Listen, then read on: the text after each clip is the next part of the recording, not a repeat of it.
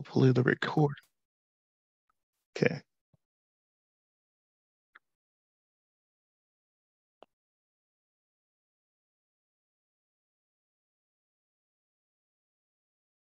Good afternoon, everyone. My name is Warren Boykin, and I am the Program and the Outreach Coordinator of NAMI Northern Illinois. For those of you who are unfamiliar with our organization, we are an affiliate of the National Alliance on Mental Illness, the nation's largest grassroots organization dedicated to improving the lives of individuals living with mental illness through support, education, advocacy, and hope. Thank you for joining us today. We're excited to have everyone here to talk about this important subject. NAMI Northern Illinois is hosting this webinar in collaboration with RAMP, Center for Independent Living, and the Tommy Corral Memorial Foundation. Eric and Xavier, would you like to introduce yourselves? Sure, this is Eric, and for access purposes, I will give an image description. So first of all, pronouns are he and him, and I am the Systems Advocacy Coordinator here at RAMP. I am a white male. I have lightish brown hair and a beard. I'm seating at my desk. I'm wearing a gray jacket with a red sweater and glasses. So RAMP is a Center for Independent Living in Illinois. We are one of 22 centers for independent living in Illinois, and we work with people with disabilities of any age and any disability, which includes mental health. We are here to help people live as independently as possible and to assist them in those goals of independence. One of the things that I want to make sure that we talk about and just cover as a support that we provide, we recognize that in our community, COVID is still something that is going on, still affecting people. So if you are a person with a disability listening to this webinar and you are finding yourself still facing barriers related to COVID or to the vaccine, please reach out to our office. The number for the Winnebago office is 815-968-7467. And we cover Winnebago, Boone, DeKalb, and Stevenson County. And with that, I will send it over to Xavier. All right. Hi, everyone. My name is Xavier Whitford, and I'm with the Tommy Corral Memorial Foundation. My pronouns are she, her, and my image description would be I am a female, white female, and I'm wearing a black and white kind of plaid shirt and with some dangly earrings and gray hair. I just wanted to share with you a little bit about who we are. The Tommy Corral Memorial Foundation has been around for about 8 years. We established our foundation after losing our son Tommy to suicide as a result of depression. Our mission is simply to enhance mental health of individuals, their families, and their community through awareness, prevention, support, and education. And we do that through a variety of different programs and services we offer. If you want to learn more about us, you can definitely check out our website at www.tommycorralmemorialfoundation.com. Thank you.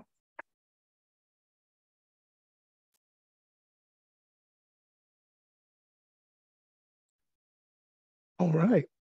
Thank you. And I'd like to give my image description. I'm a African-American male with salt and pepper hair and a red shirt. Let's see, I'd like to also thank our interpreters, Caroline Chaboya, Michael Creason, and Kaylee Collins. And now I'd like to welcome Emma Hunt of Signed by Stories, also Melissa Yingst, Makoto Ikigame, Amanda Tuitt, Martise Colson, and Noel King, who will be conducting our presentation.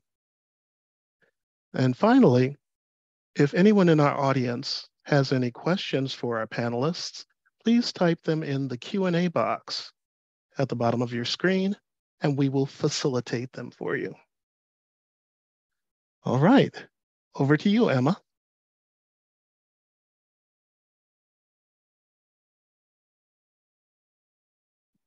All right, thank you for that warm intro, Warren. With that, I will go ahead and begin sharing my screen.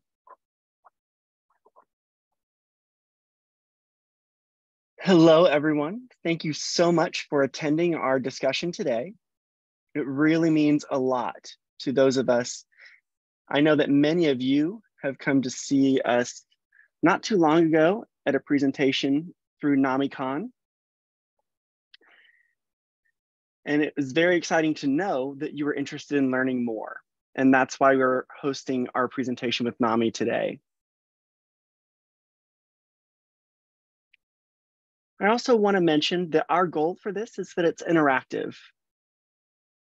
So please feel free at any time to ask any questions you may have, either in the comments or the Q&A box or the chat box.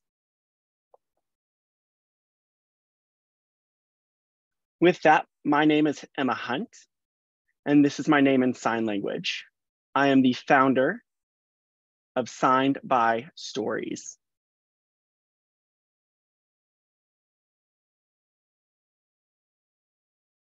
A sign that I'm going to use that you just saw is this, and it means to express one's experiences, your challenges, your barriers, cumulative experiences that you want to share with someone, to disclose to someone. So you'll see that sign as I use it throughout our presentation today. And that's our sign for the company Signed by Stories as well.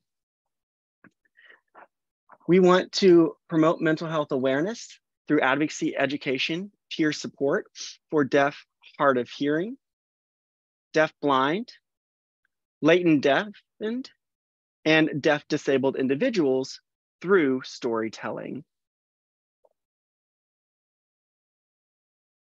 We are trying to spread mental health education, both culturally as well as unique challenges amongst the unique, diverse cultures that the deaf community has. And we're also working on making these available to both hearing and deaf audiences. Again, all through storytelling, whether it's related to challenges within a mental health setting, be it a hospital, interactions with law enforcement, etc., and many other types of experiences that deaf people have, and educating the hearing community what those challenges and frustrations are, how to make sure that deaf individuals can access adequate mental health services and support.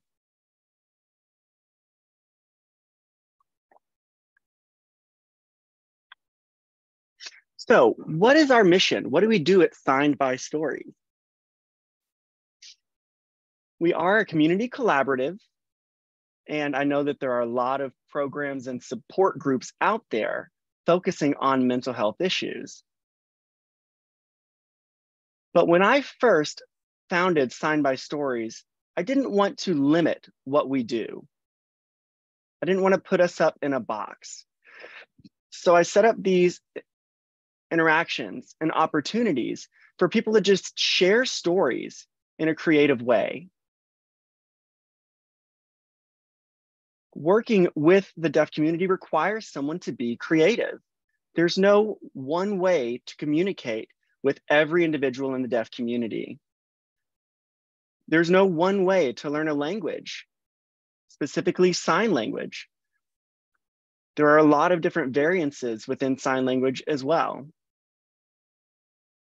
So my mission was to spread education about the differences of mental health within this unique culture, as well as the variety of services that are available, and to raise awareness about deaf culture in general. There's a lot of stigma around deafness as it is. A lot of hearing communities don't really understand what most deaf people experience, especially in ways of not wanting to become a hearing person. There's a lot of bravado within the deaf community and proudness of that being deaf. So there's a lot of terms we use like deaf culture or deaf gain in terms of the different experiences that individual community members have.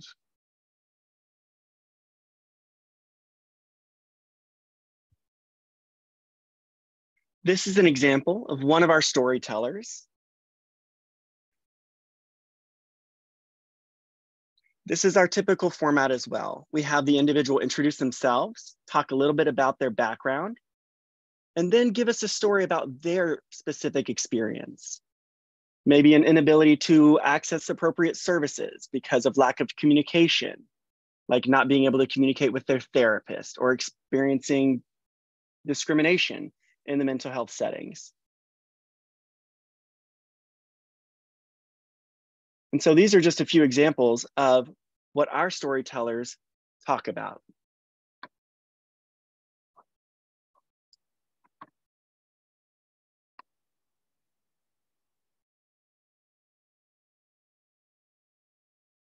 I'm not sure how many of you may be familiar with peer-led organization structures.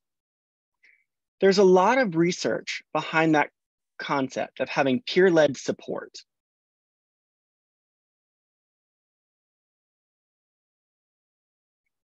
One way of going about this is contact-based storytelling. So this shows a storyteller who has experienced something traumatic, something that's caused them grief, and that person opens up about their experience. They tell their story. There's that sign again that I mentioned earlier. They express it in whatever way they are most comfortable doing in front of another person. That expression in and of itself can be healing for that individual, as well as for audience members who may have had a similar experience. It allows them to make those connections through similar experiences and stories, finding support where you didn't know it was there, being able to just talk about that experience. So that's the goal of Sign by Stories, is that peer-led organization, all by deaf individuals who have experienced mental health challenges and are looking for creative, new methods of healing. We're really looking to create healing pathways for the deaf community. And again, that can be through storytelling, just through conversation, through opportunities like today, having workshops or events where people could just hear from other community members who are also deaf about their experiences and their ideas, and then opening it up to the community at large for feedback and opinions.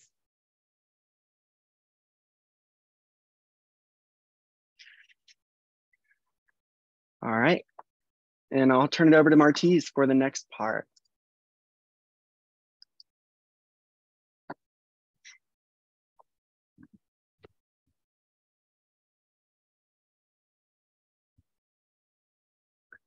Hi, everyone. My name is Martise Colston. This is my name in sign language because I'm always wearing a hat. So you may see that it looks like the bill of a hat. A little bit about who I am is I'm an African-American man, a light-skinned Black man, wearing a light blue collared short sleeve button-down t-shirt in front of a white background. I have a beard that is ungroomed for the time being. And I'm going to talk a little bit about what deaf culture is and why understanding deaf culture is important. And part of that is understanding the difference between a lowercase d deaf versus a uppercase D deaf. But before I get into that, I do want to let you know I identify as a deaf man.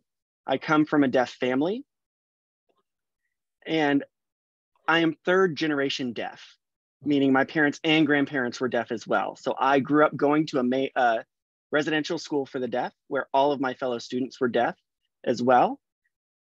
And it wasn't until I was older, getting closer to high school, that I started to realize that my deafness, which was already profound, became more profound.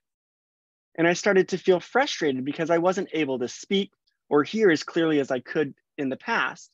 And I started having to go to speech therapy to help me maintain my ability to use English spoken language, because my hearing was different as I became older.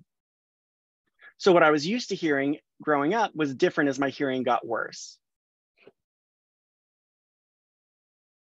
A lot of times my parents would use me to interpret for them as I was growing up because I could speak clearly to whom they were trying to interact with.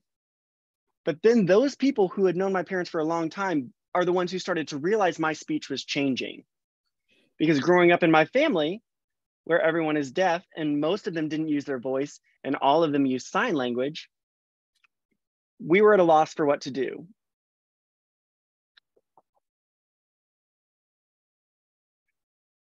I want to make sure that Michael got this right. I actually went to a mainstream school for most of my life until all of that happened. Then I went to a school for the deaf as a high school student where people made fun of me because I didn't sign the way they do. And a lot of my family members already knew who these people were because they had grown up in school with them. So a lot of people who knew my brother and sister that were older than me that went to this school for the deaf as they were growing up had a different experience than me. They expected me to sign just as much as they did, but I didn't because I was mainstream for all of those years. So I got made fun of. Because of that, I ended up going to try and find a therapist, which started with my school counselor and then ended up being my family therapist to help me find my identity. And again, the other intersectionalities of that were me being a light-skinned Black man, people telling me I wasn't Black enough or that I wasn't deaf enough at the school for the deaf. So a lot of that frustration growing up is how I have learned to express myself. So I was able to get a court order through the school counselor that made a recommendation to go to a family therapist. My school counselor, who happened to be a really close friend of my mom, felt like there were some ethical issues there in terms of boundaries. So we decided to go with an outside therapist, a doctor that wasn't related to the school. So I went to a therapist where I was able to be listened to. I was able to express myself. This was a female therapist, and I had an interpreter who was an older white lady in that session. At that time, I could still hear pretty well. I was able to express myself in sign language, more or less, but I was very frustrated with some of my experiences, and that was misunderstood because of how American Sign Language portrays itself on the face. And so when the therapist thought I was upset because of how the interpreter was voicing it, that made me more upset because I wasn't trying to be upset. It was the natural use of language. And again, I was lucky enough to be able to hear all of that because my hearing hadn't gone to profoundly deaf as it is now. While I was at the deaf school, I wasn't deaf enough. And now I'm going to a therapist where I have an interpreter who's not interpreting what I said.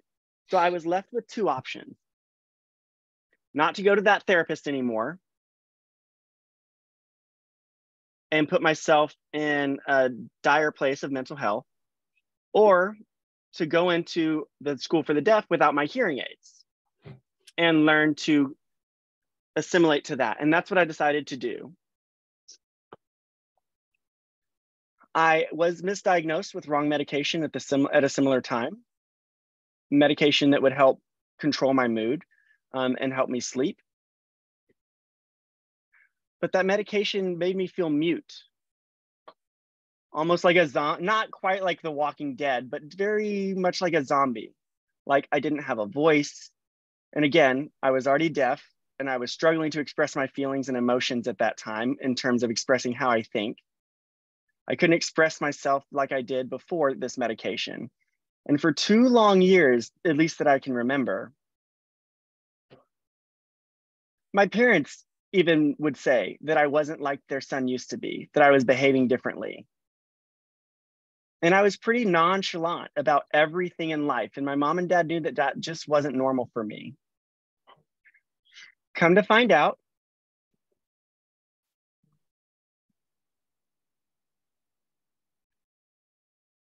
my parents did not graduate high school together or go to college.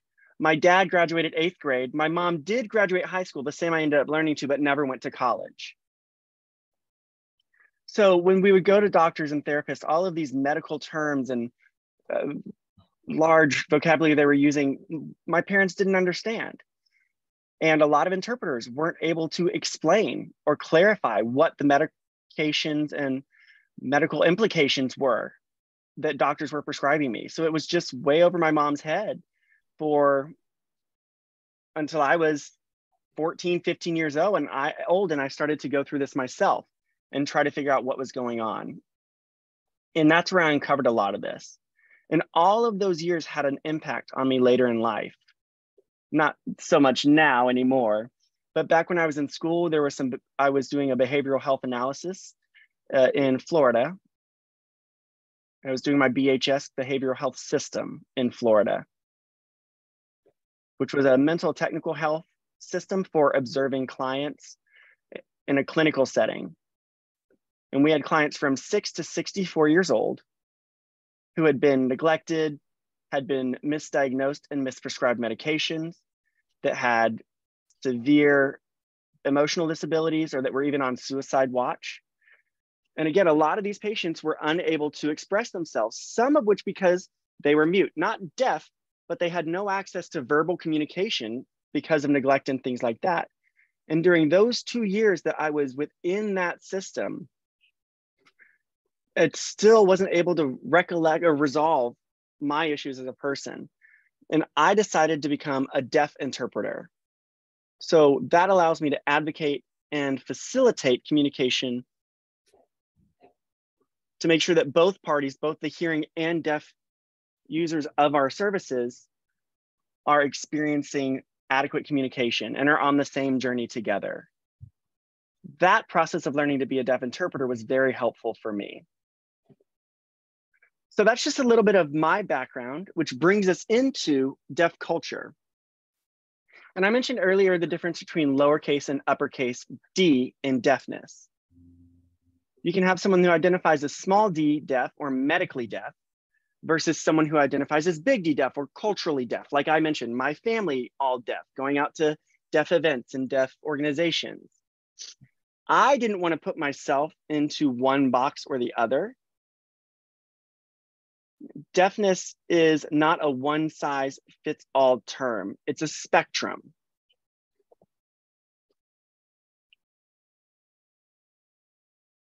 So it's important to let that person who identifies as deaf, hard of hearing, or deafblind to let you know where they fall on that spectrum. We don't want to be put into categories. Don't put us into categories without asking us. And my deaf community very much strongly agrees with this almost across the board. But when we're thinking about how deaf community intertwines with deaf culture, a lot of that's going to depend on someone's journey, what theirs was. Again, mine was going to school where I had a school's counselor that was very close to my mom, so I didn't feel safe opening up there. And then I went to a therapist with an interpreter that wasn't accurate for me. So there was a lot of communication gaps. So there's another level there because of linguistic deprivation. So the deaf community is very large if you think about the spectrum that we're on, but it's also very small in terms of how close we are, how close-knit we are, and how well we know each other. So it can be very hard for someone to find that confidential support that they're looking for.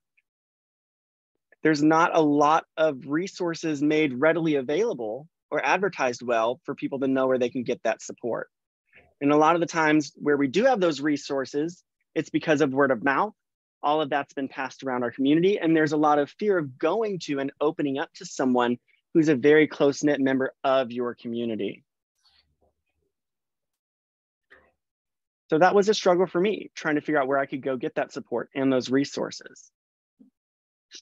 In addition to that, you need what your insurance will or won't cover. You may need a school recommendation depending on your insurance, and you may get a recommendation from your school psychologist that insurance won't pay. Also, all of this varies by state for different legal reasons. So it's very hard to identify where you can get those support. If we look at these hearing organizations, it's very easy to find support without many issues because of the rampant resources available. So again, this left me and my family with where do we go next?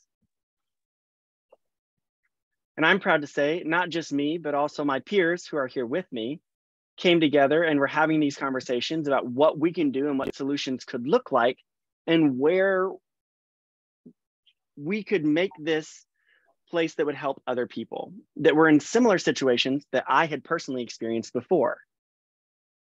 Got together, started talking about what's the end game. Do I give up and just take the world for what it is, or do I fight for what I want and for what I need to be heard and to get that advocacy that I had been looking for?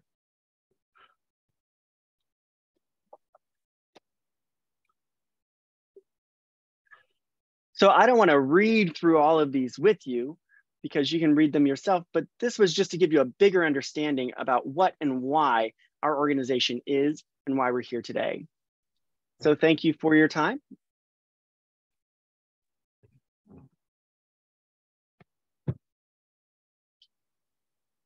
And I want to thank Michael for voicing for me.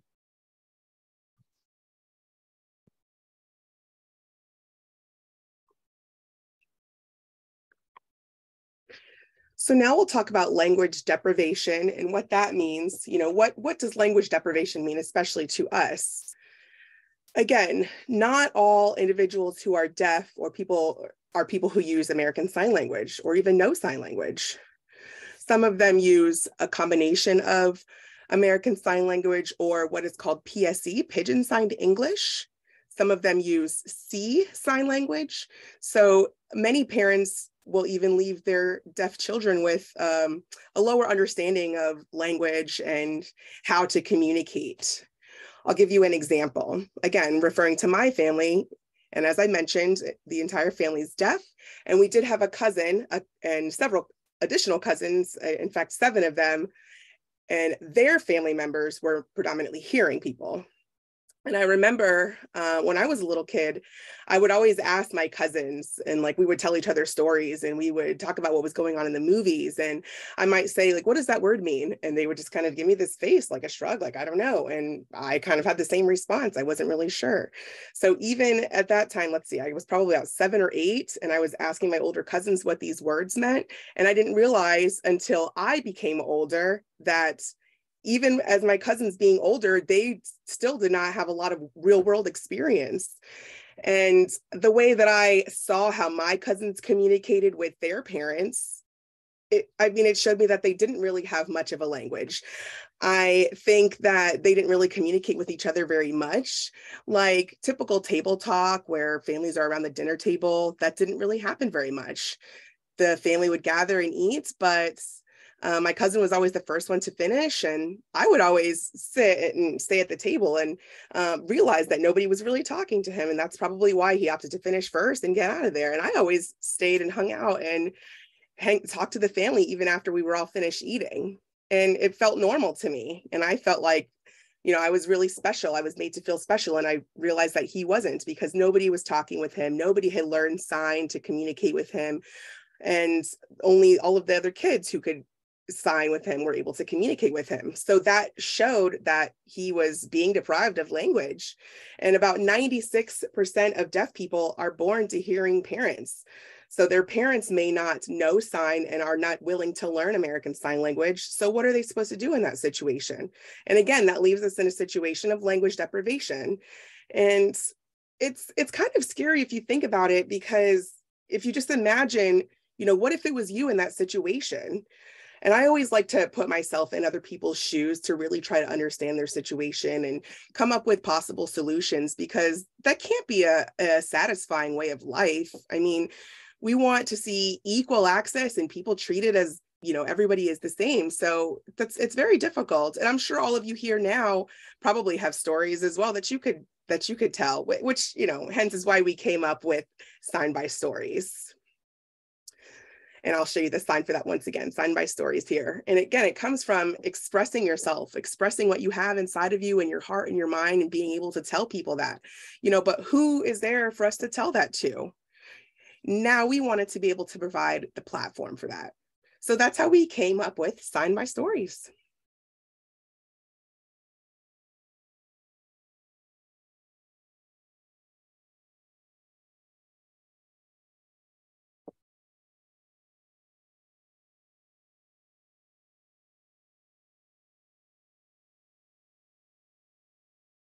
Okay, So that was just a really, really great overview, Martise. Thank you so much for that. You really brought us back to our main topic here, which is storytelling. And I really love that quote. I really love putting the spotlight on storytelling as a survival tool and really trying to hone in that as close as we can.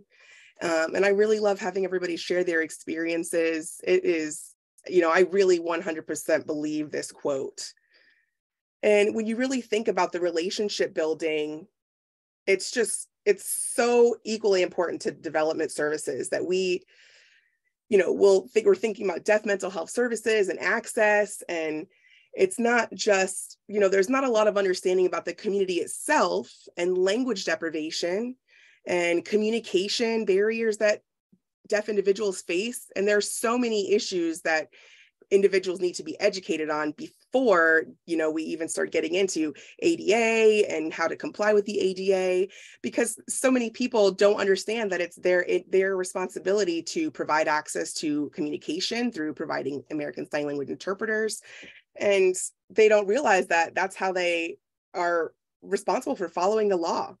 And we're starting to see the development of mental health services for deaf individuals, but there are communication needs, there's a history of trauma, and there's been a lot of back and forth between the hearing world and the deaf world historically. So storytelling is really a great start for showing how the language and taking time to learn how to communicate with individuals who are deaf is what brings us to a point of understanding each other and empathy and compassion. And I think that can manifest in many different ways. It can look very different between various individuals.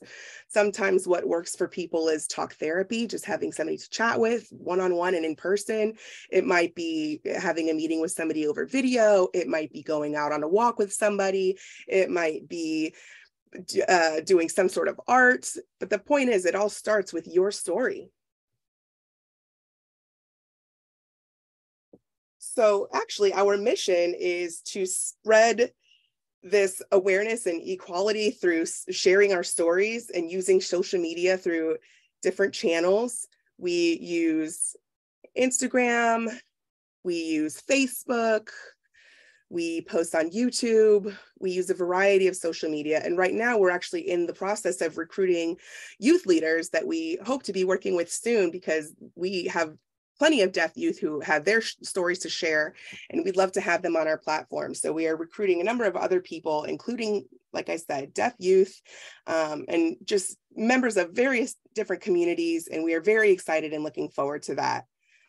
And as I said before, we are a community collaborative, and we are really trying to destroy all of the negative stigma, because we really want to see success through shared stories and being able to express what we all have inside as individuals. So I will bring up our next presenter to share their story and their experience. And again, that will spread throughout the community and spread that support.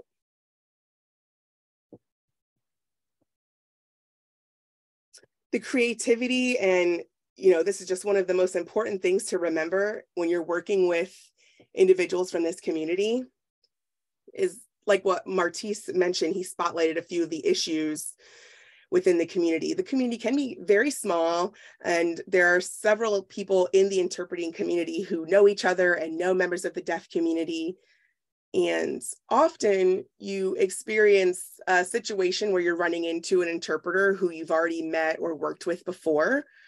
So sometimes that can make a situation a little bit scary, to be in a mental health situation with somebody you've worked with before, or somebody that you've run into out socially. Maybe you've seen them in the hospital, or I don't know, maybe going to, find somebody that you're out and about, and somebody that you run into them, and it can make the situation a little bit awkward and sensitive, because that person is finding out about you. They're learning about you. So Sign by Stories is trying to tackle that challenge and find different ways of allowing people to find healing while working with other individuals in the deaf community. and other people who are in a linguistic minority, we don't want to see them having to struggle with that sort of situation and that type of issue. And that goes for the Spanish speaking community, individuals who use Chinese. It's the same sort of situation. You might run into that same kind of conflict if you're in a language minority, or if you're experiencing that sort of language deprivation and that risk of not being able to develop a language at all.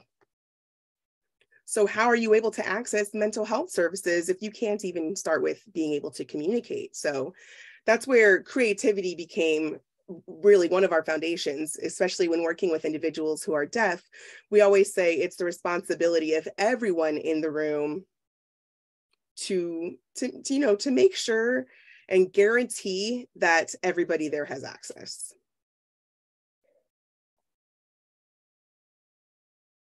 Oh, I'm not going to read through every point on the slide, but it's just a few different things to get you thinking, some ideas to keep in mind for any sort of JEDI or DEI-based work. It's not something that is just, we do this to check a box. It's a continuous type of thing. It's a continuous work. It's continuous effort.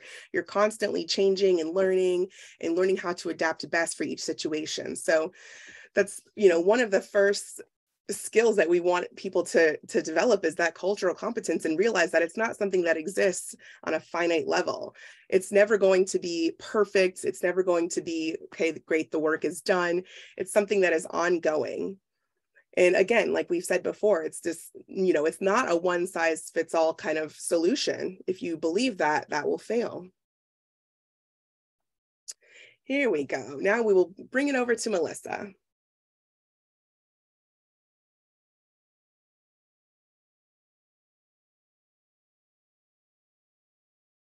Hi, everyone. I'm Melissa.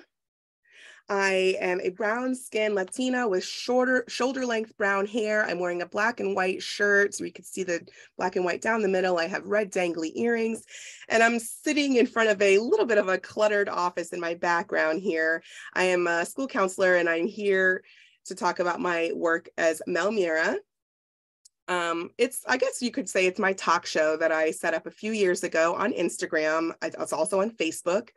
And the purpose was to kind of, let's talk about the taboo issues that people typically don't talk about, because the community can be very small and very close knit, which might seem like it's almost easier for us to be open and talk with each other and discuss many different things. But in fact, that's not always the case. So I wanted to start with my show to get the conversation going and see if we could show how that same sort of situation applies to the hearing world as well. And I wanted to talk about the stigma with mental health, because I myself have experienced mental health challenges, and I've been working in this field as well. So I remember very well when I had done 1-month series of mental health related stories on my show, and the topic was anxiety. And I wanted to bring in a number of different people on my show just for each episode of the series. And I wanted to see their stories. And I noticed something immediately, and I was happy to see that everybody was willing to share their story, but I noticed several of them were kind of resistant because they didn't want people that knew them to become privy to their personal stories. And, sharing your story kind of means they're losing their privacy in a way. So doing that is not very easy for some people. But I noticed that it was a little bit easier to get the women to say yes and agree. It was much harder to convince the men to participate. And I've seen that a lot more, because I think mental health, men have a harder time maybe admitting that there's some sort of mental health challenge. But again, talking about anxiety was something that I wanted to share.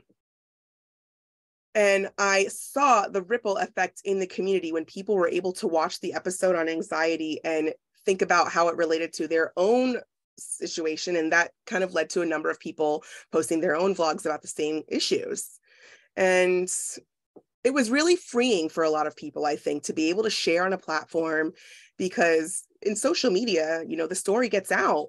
And in the past, at the beginning of COVID, a lot of people started opening up about their experiences and their how they felt going through COVID, because I think it allowed people to become more okay with being a little bit more vulnerable. And it was a little bit tough for all of us to stay home and living in fear. And I think we all had a lot of shared experiences, and it made people want to come forward with their stories a little bit more and build community. And I think it allowed for a greater connection. So Sign by Stories is just the perfect platform to, again, bring all of these people in who want to share these types of stories, because we don't really have a resource that is central and focused on the community in general and community resources that are pertain to mental health. So there are several mental health therapists, but what we're talking about here is creating a sort of one-stop shop for finding these resources for the community. And we've mentioned that our community is quite small. And one of the other things that is hard for us is to get a therapist. It's just very difficult because many of us work within the field and we know each other and we know the therapists that are available. So where do we go from there? Where do we go for the kind of support that we're looking for if we're not able to find somebody who doesn't already know us? So finding a community-based support system is great for that. We'll go to the next slide. So a key point here is accessibility. There are so many hearing therapists out in the world, but signing therapists are best. And I have found myself in some scenarios where the therapist can sign somewhat, but it's very rudimentary and they're having a difficult time understanding me and it's exhausting. I'll never forget one example that I can share. I went to see a psychiatrist for some med management. They didn't have an interpreter available. Otherwise, I had to pay for this appointment because the ADA would only cover larger corporations that had over 50 employees. I can't remember the exact details, but the psychiatrist, which often is the case, it was a private office. It was a private firm and they wouldn't provide an interpreter. My therapist at that time offered to interpret for me to facilitate communication. And they could sign and they could understand me, but I had to work really hard to lip read to fully understand what my therapist was signing. So the psychiatrist was asking me questions and somehow they started asking about my family history and something was mentioned about my mom. And so I'm watching kind of what's going on and I caught an error from the therapist. The therapist thought I had mentioned that my mom had received shock treatment, which I had never said ever. So I had to take a moment to clarify what it was that was being communicated, but that experience always sticks with me. And I feel fortunate that I caught that comment and fortunate that I can sort of lip read. But I just think of the many times and the many, many people who go to hearing centric facilities, hospitals, mental health centers, where maybe they aren't as skilled with reading and writing and it leads to a misdiagnosis or the interpreters don't interpret what's being said correctly. And it's a scary thought. The positives here, the best scenario is to have a therapist who can sign. Hearing people will ask me, I'm hearing, but should I work with deaf folks as a therapist? And I say, yes, if you can sign, that's such vital work. A lot of deaf folks actually prefer a hearing therapist because they are more removed from the community. They aren't as involved within the smaller community that we have. And yes, it would be nice if the therapist was also well-versed in deaf culture, rather than having to pause throughout sessions to expand on what certain things mean. So for example, if I mentioned that I went to Gallaudet University, if the therapist is already culturally aware, they'll know exactly what Gallaudet University is. It's a deaf university in Washington, D.C., with a large deaf population. However, if the therapist is not culturally aware, I may then have to take 5 minutes out of my session to explain what Gallaudet means and what it is culturally.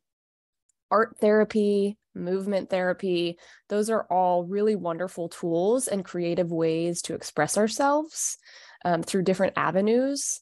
I know Noelle will go into more detail about those different facets, but working with National Deaf Therapy, they have a support group, and a lot of folks gather and have different conversations about various topics that they can jump in on. But sometimes we feel very alone, right?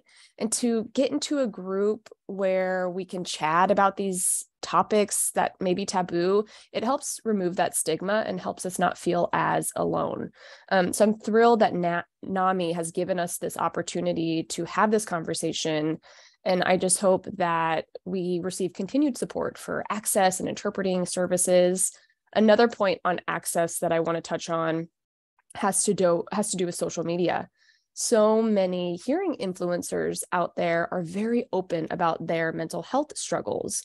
And I don't benefit from their content if they're not accessible and they're not captioned, right? So it's not just about the signing community, but also social media at large, and thinking about captioning, transcripts, and providing those accessibility resources. Doing this, what we're doing here today, is wonderful. If you are on social media, please consider using captions so that all folks have access to your content. I think we can go to the next slide. Okay, turn it over to Noelle. Great. Hi, everyone. Can we just go back one quick slide? Perfect. Thank you so much.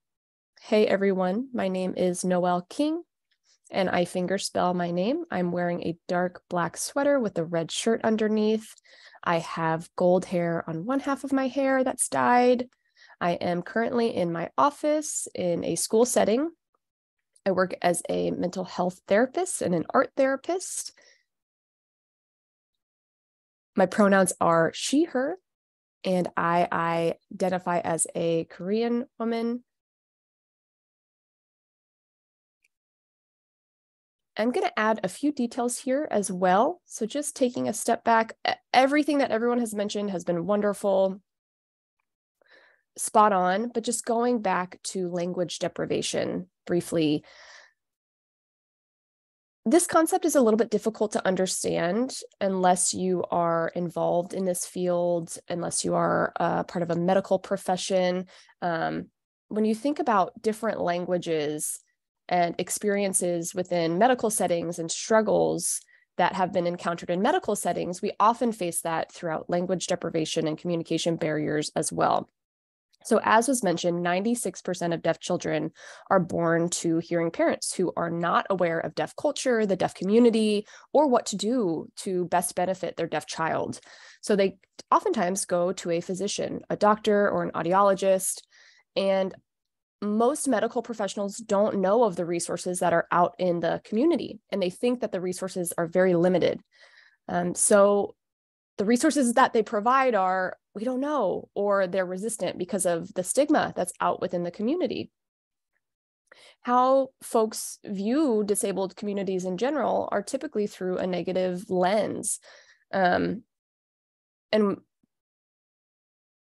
we often experience pathological trauma through misdiagnosis or through physicians wanting to fix us in some way. And that's what we call the pathological perspective on deafness, where they're wanting to provide cochlear implants or force deaf folks to learn how to speak verbally. But it's not a one size fits all, like was mentioned. For some folks, these strategies work, and for others, they don't. And it depends on each environment that individuals are in as well. So then when you think about a child who's had no access to language in the critical age of 0 to 7, when their brains are like sponges and they're absorbing all of this information, just imagine the impact. Being humans, our brains crave language. We have to give it language to keep it happy. And if a child doesn't have access to that communication, they aren't able to process what they're thinking, what they're feeling, whether they're hearing or deaf. Not having access to language and language deprivation has significant impacts. And there is language deprivation syndrome that indicates lifelong impacts from language deprivation during the critical age of 0 to 7. So to not have access to those tools or resources just lead to monumental struggles throughout life. And we all face a variety of circumstances, and there are multiple layers to this as well. As Melissa mentioned, when it comes to access, sometimes you work with a therapist who's really wonderful, but there are other barriers such as insurance. But language is so key to all of this. And what does successful accessibility look like? To me, it's a deaf or hard of hearing person going into a space that is culturally adaptive, where people are well aware of how to work with a deaf individual. They know the culture, they know sign language, and can have that direct communication. There's a concept of having like the soup of the day, right? There are various soups that we can touch on and various ways that we can educate. But being able to fully express themselves without leading to exhaustion is key. We don't want to get to that space of burnout or exhaustion because they're having to explain many aspects of their life. And that's where accessibility is so, so vital and important. It's important that the therapist has a variety of avenues that they can take when working with clients, whether it be movement therapy, art therapy, music therapy, whatever the deaf individual desires or wants to utilize to express themselves. This is where, when we look at language deprivation and an individual who has been impacted by language deprivation, it could lead to substance use and other areas of struggle. They may want to access certain programs that could assist them with substance use, but don't have access to interpreters or don't have access to communication in those spaces. It's very easy to feel isolated and to feel as if you're on an island. And it's because of these barriers that lead to that feeling. A cultural aspect of this is coming into a space. Often a deaf individual working with a hearing person may have some anxiety. A hearing individual might get nervous if there's loud noises or multiple things going on in a space, wanting to fit into a space. And a therapist may not have information on this. They may not know these details. So the individual has to go through their feelings and what they're experiencing so the therapist can empathize with what it is they are going through. So having direct communication through sign language is so important.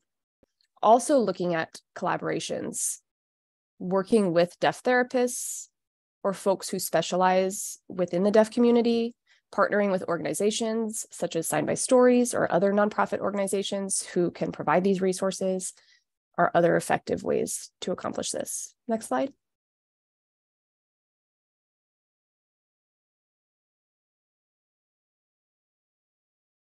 So these are real life experiences that deaf folks face.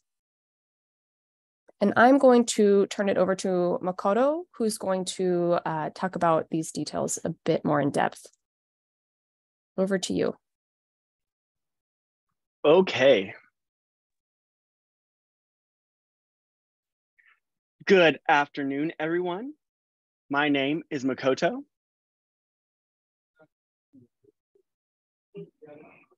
I'm from Japan, where I was born and raised.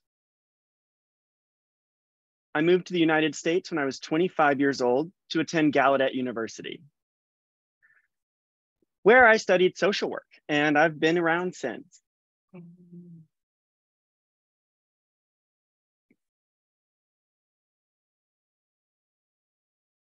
So this is very important, what we're doing here today, and I've really worked a lot with my team with Sign by Stories, and those have been very helpful for me, seeing other people in the deaf community, what their experience are. And it's helped me realize that I am not alone. I've struggled with my mental health my entire life. And not just me, it runs in my family. My mom and dad have mental health issues. My brother has schizophrenia. So I've seen him hospitalized many times and the odd behavior that goes along with that. And there were just a lot of things that I saw growing up that I didn't understand because I was deaf and had no access to communication. After learning when I was here at Gallaudet, looking back on those experiences, I started to realize what was going on in my childhood growing up. Growing up in Asia, my family had those very typical high expectations, which added another layer of complexity to my experience. And like Martise already explained, a lot of us have multiple identities and intersectionalities that we work with. Mental health was not really a priority for me in most of my life because seeing Asian men in their 40s, it was just not something people talked about. We would see the issues, see how people responded to different situations. Specifically me, I would see how people responded to my facial expressions when we interacted. But I didn't really see that any of that had a mental health background until I started here and seeing people open up. I never really envisioned myself being a therapist growing up. But since I've become a therapist for the last 13 or so years, I really understand how helpful it is. And just the experience of meeting different clients and community members, just listening to their stories on a daily basis has been helpful. Some days are hard, some days are heart-wrenching, just listening to other people's experiences. And I'm not meaning to compare my experiences to any of my clients. But I remember needing to see a therapist for my own mental health. But as mentioned by everyone here, the deaf community is very small, so there's a huge issue with confidentiality. And I remember when I took a position to become a clinical therapist for a national organization, we talked about the different trainings and the different generational views on therapy. And I was really hoping to see a senior citizen who needed therapy to have that experience about what they viewed their needs were. But I remember throughout my career going through a lot of different experiences, working with people that had substance abuse or addiction problems. I was in a program where I gave support therapy for that, group therapy. And as I mentioned, growing up in Japan, I had what you just heard about, a lot of language deprivation. I didn't have access to a lot of language most of growing up, and that varies by individual. And we all use some sort of Japanese sign language, but it wasn't very similar. There were specific programs that would only accept you from certain states. Here in America, there's very similar things with large schools for the deaf in Chicago, Illinois, Austin, Texas, where they have their own regional signs. There's also regional preferences of substances that they use. So when we were in group therapy, I was working with very different language backgrounds. And it was pretty easy to facilitate most of that. But the other issue was some people not understanding different terms related to substance abuse, not knowing what they had used. And I started to notice, as a deaf therapist, my ability to adapt and work with different deaf clients who had different backgrounds and understandings. And I'm not saying I was perfect by any means, but something that was very difficult for me was being from Japan. ASL is not my first language, and I was still learning at that time. So even with my coworkers who were from America that came from deaf families, and even working with deaf interpreters, couldn't understand what clients and patients were going through. So being able to learn how to adapt and meet clients where they were was difficult. And that's why I give all of this respect to Martise for wanting to become a deaf interpreter and put himself in those situations to try and make that communication happen. Because what he does is deal with non-typical language, works very difficult to understand what they're meaning, and then transfer it into typical language for the therapist or the psychiatrist so that communication can happen effectively and diagnoses can be accurate. But that was a challenge for me going through my program, was the variety of language and access to communication that my patients had growing up. In addition to that, I was working with hearing supervisors, and I would get these workbooks from my supervisors about addiction. So hearing therapists that worked with their tests and assessments that were geared towards hearing patients would be fine, and they would give it to me to work with deaf patients. When I was working with hearing patients, it was okay. There were some instances where I was working with language deprivation or patients that had high school or lower reading levels, but it was very different than my patients from the deaf community. There was not near as much diversity in language competency. So looking at this curriculum and assessment that I was given to by my hearing supervisor and trying to explain to them why this wouldn't work in the deaf culture, it wouldn't work for our deaf patients, was difficult. And another challenge, and I hoped to work with NAMI or other people who were competent with the deaf community about how to adapt these curriculums and make them available and make them resources, not just therapeutic resources, but available outside of therapy, developing curriculum that can be shared, not just for therapy, like I mentioned, but for schools for the deaf. And then that curriculum could also feed into how we educate therapists that work with deaf individuals. A lot of the challenges that we face as therapists working in the deaf community is adapting those curricula and assessments. Is there anything I missed? Looking around, it seems.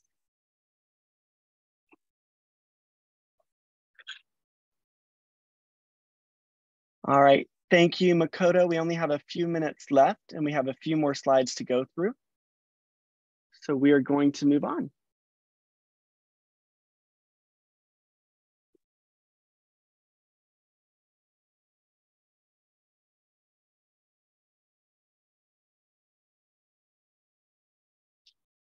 All right, Amanda, this is all yours.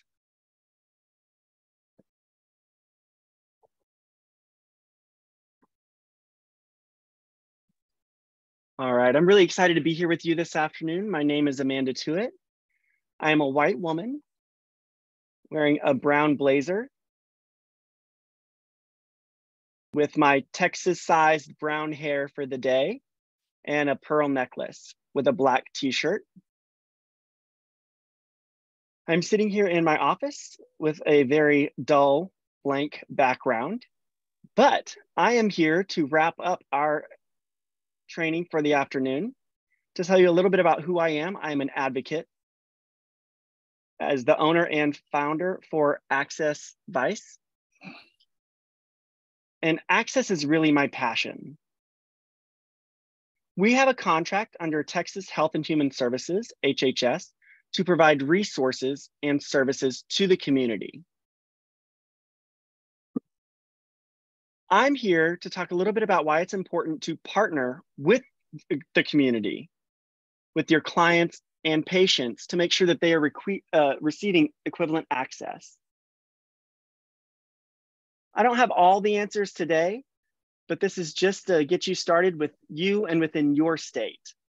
If you don't know where to start, we are here to support you to make sure you get the right resources from your state.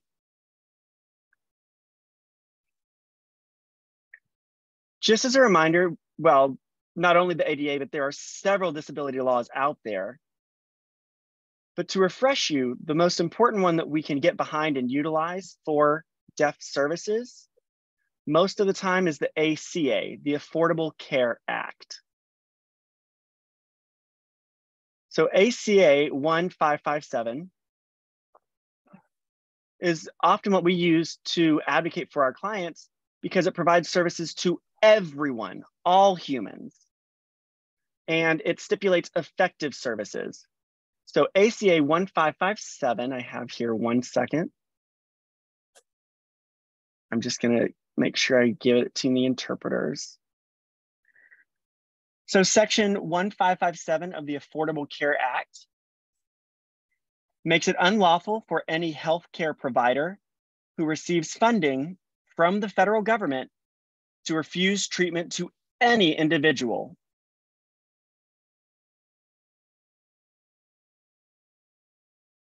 for example, a deaf person, or to otherwise discriminate against the individual based on race, color, national origin, sex, age, or disability. This is an important section of the ACA to keep in mind because this requires them to provide access, not just by bringing in a sign language interpreter. There are so many aspects of access, and I can't summarize all of that in 10 minutes, but what I can say is by starting with this, reading this for yourself, and being able to cover the legal obligations of what it means to provide accessible services is important. So it's important to consider partnering with your commission for the deaf and hard of hearing. There's about 38 offices for deaf and hard of hearing services around the United States. And that's 38 out of 50 states, if you think about it.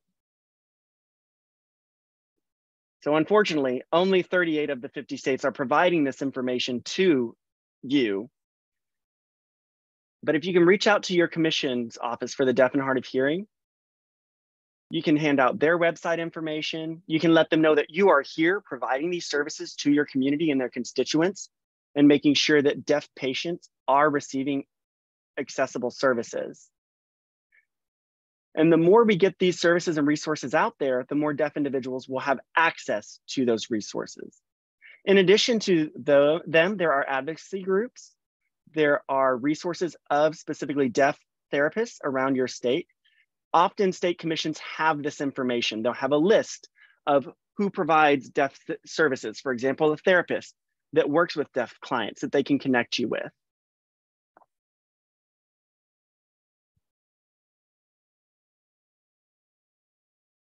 You can also start to get to know some of the national organizations that are available. For example, National Association for the Deaf, NAD, has a lot of information and resources. They also provide legal aid in addition to advocacy and a litany of other resources, as well as tips.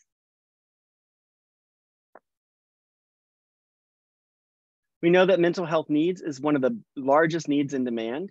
In my region, we usually serve about 60 clients per month. And 30% of those clients ask us where to find signing therapists or where they can find a counselor that's willing to provide an interpreter or access. And this is where we come in. We have that list, but we struggle with some of the same challenges. A lot of therapists won't accept specific insurance that patients have, or a therapist may be someone that that deaf person already knows, so they're not comfortable going to them. We had one client that was facing a rather dramatic situation. They were on suicide watch with no access to an interpreter. This person was what we would consider intelligent, could sign proficiently, was fluent, but couldn't access counseling, couldn't go to group with their peers. And they were there for a week with no access, but they were supposed to be on suicide watch, which is an additional level of stress when they're already not in a good state. And that's the system that has failed them and everyone. So NAMI and Signed by Stories have been working together to improve this access, and we found it to be rather effective. There's still a long way to go, and we wish that we had more time to talk about how we could work with each and every one of you, and maybe we will in the future.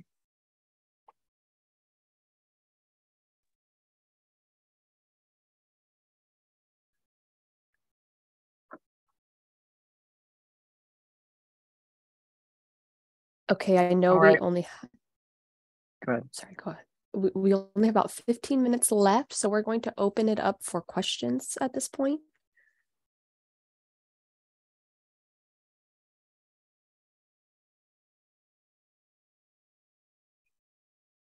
Just taking a look at the Q&A box.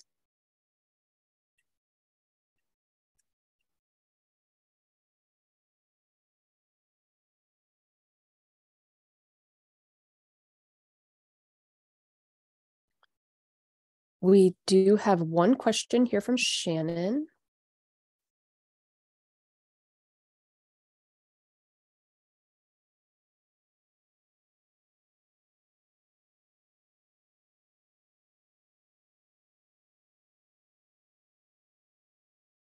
Somebody want to touch on this?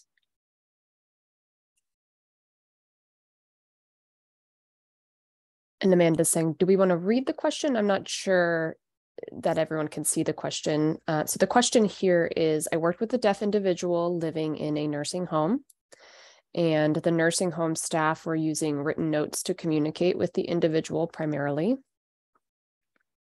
The individual's primary mode of communication was ASL.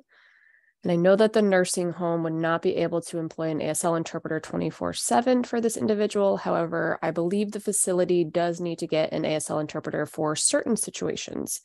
Can someone clarify what the law would be in this type of situation? Can RAMP assist this individual trying to get an interpreter in that facility? So this is Amanda. I can answer the piece about the disability law, and I have a suggestion. So with disability law, it can't just be the bare minimum. They've mentioned sign language interpreter, but there are many different avenues to provide access. We can't just depend on interpreters all the time. So hiring staff, why not hire staff who are proficient in sign language, whether they're hearing or deaf, but that would provide direct communication access through American Sign Language via a staff member. And when we're looking at the ADA, Americans with Disabilities Act,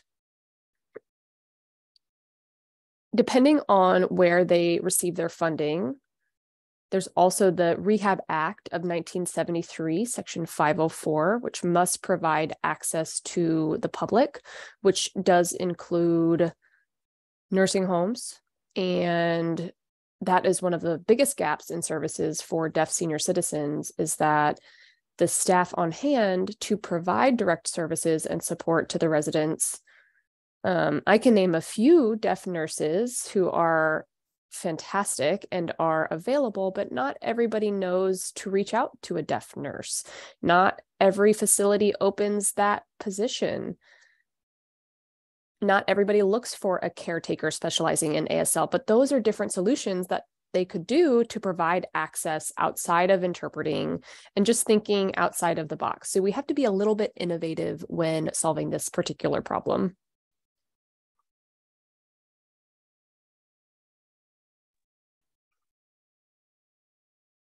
And Emma saying, I hope that answers your question. Looking at the next question from Autumn. The question is, I have experienced talking on the phone through a video relay system. And I have experiences where I receive different information from the consumer depending on who the interpreter is. How can we help to make the communication more clear?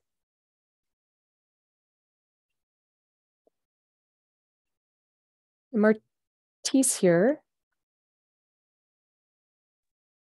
I tell we can answer that one. I can definitely answer that one.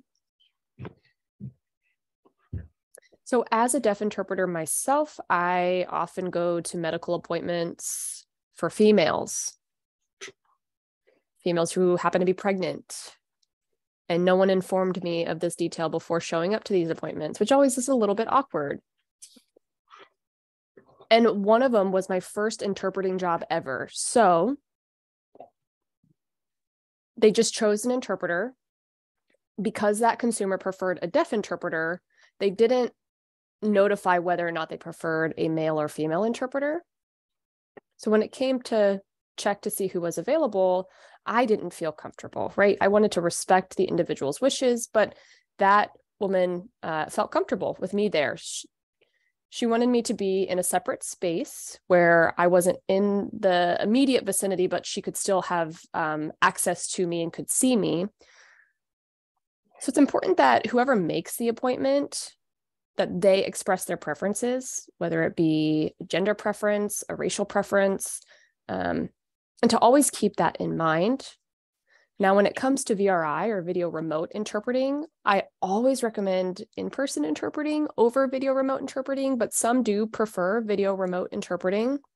Be aware that this also comes with a lot of technological difficulties, spotty Wi-Fi, lag within communication, and it can often lead to frustrations. And I've seen it firsthand working as an interpreter and as a consumer on the other side of things. So just being mindful of the situation at hand and how serious that situation is. If it's a life-threatening situation or if important decisions are being made, I highly recommend having in-person interpreters as opposed to remote interpreters.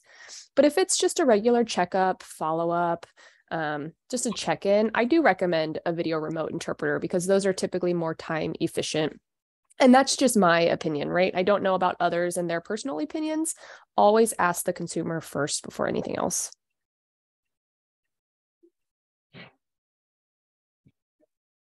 Amanda here, just jumping in, making sure I'm spotlit. And when it comes to interpreter access, interpreters are provided through a video relay service, which means you may access a wide variety of interpreters, and not all interpreters are qualified for specific settings or for certain individuals, which means you have to be mindful and consider using designated, assigned, continuous interpreters for that specific client so that they can build a rapport and a sense of trust. Having a consistent interpreter means the consumer knows my story, they know my background, they know who I am. It's important to find effective communication, which often is done through consistent interpreters. And that's accessible through video remote interpreting or in-person interpreting, but not an option in video relay service. So video relay service is, you have a high probability of misunderstandings going that route. And I highly recommend having a hired designated interpreter in these settings.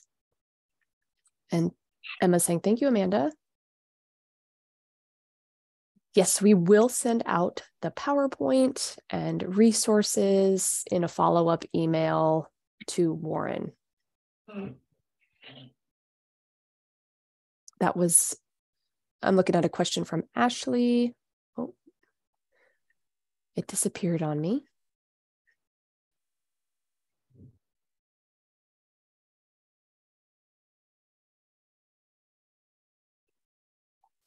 I'm in school to become a mental health therapist and work in community mental health. How would I, as a hearing person in a rural area, go about learning ASL and gaining enough cultural competency to serve deaf clients? And turning it to Noel. I did also type a response. That's great that you're in schools. We need more folks like you in schools. There are many ways to get into this. So first of all, I encourage you to go to the deaf events, be a part of the deaf community. As Martise mentioned, this isn't a one-size-fits-all community. So meeting a variety of folks with different levels of language competency and of different demographics and backgrounds is really important. So immersing yourself within the community, as well as any type of virtual workshops that you can participate in, because being in a rural area may mean that your resources within your immediate vicinity are limited. So keep your eye out for virtual opportunities. There are a lot of panels, webinars, and workshops that are being hosted virtually. So you can take some that are more focused on the deaf community. And then I do see, what else did I say here?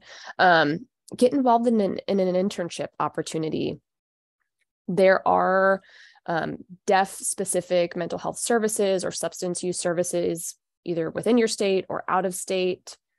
For example, in San Diego, California, there is a substance use program that is deaf-led. There is a deaf sober house in San Diego, California. Makoto also mentioned his program that he's a part of. Also, I suggest finding a mentor and maybe working with consultants to collaborate on how to best work with deaf consumers. But those are some of my suggestions. Makoto, did you want to add anything? Makoto, did you want to add anything? Okay, great. Any other questions Emma's asking? Emma, this is Eric. We did have one that got asked for someone to give us 1 second. We're just Oh, sorry about that. We do have an interpreter on screen. Okay, so we did get one question that was asked. Let me go back to it. It was around how do we help someone if we're hearing, how do we understand whether they identify using big D or little d? Is there a way that we can have that conversation, and what would you suggest for us to do in that conversation?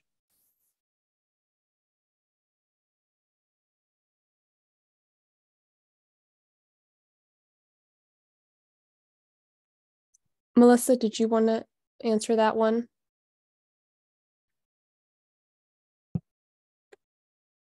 Can we spotlight Melissa? And this is Melissa here.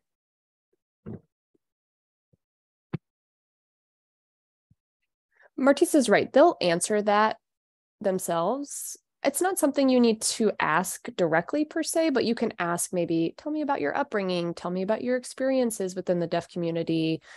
What is your relationship with your deaf identity? Did you go to a deaf residential school? So all of those are very culturally deaf things. Whereas if somebody says, I learned ASL later in life, or I became deaf later in life, that is a more so of a smaller D aspect of deafness. But again, that in and of itself is more for those who know, you know it from a person's upbringing when you see how they sign or how they participate within the community. It's not necessarily a direct label.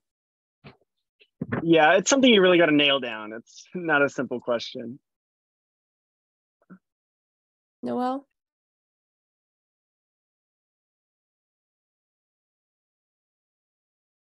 And also just in general, I want to add, we never want to assume anyone's identity. They may be a proud deaf individual, but still use another term, latent deaf or hard of hearing. So it's always good to ask, let someone introduce themselves. And this can be a part of your intake process as well. Getting to know each other, just general background information, that sort of thing. Let someone tell you how they're feeling and express their own identities as they're doing their introduction. Just like we did here, my pronouns are she, her, or all of that. Those sorts of different identities are something that you will come across with any sort of intake from any client. Well, I know that our interpreters have to go at the top of the hour here. We do so appreciate all of your participation. Thank you so much for joining us. We will post the PowerPoint slides on our website.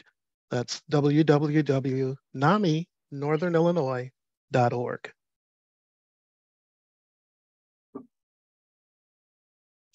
Thank you everyone so much for joining us today and for hearing what we're about. We appreciate it. Please feel free to reach out to us.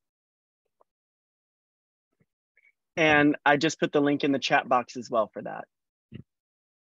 Thanks again. Have a good day, everyone.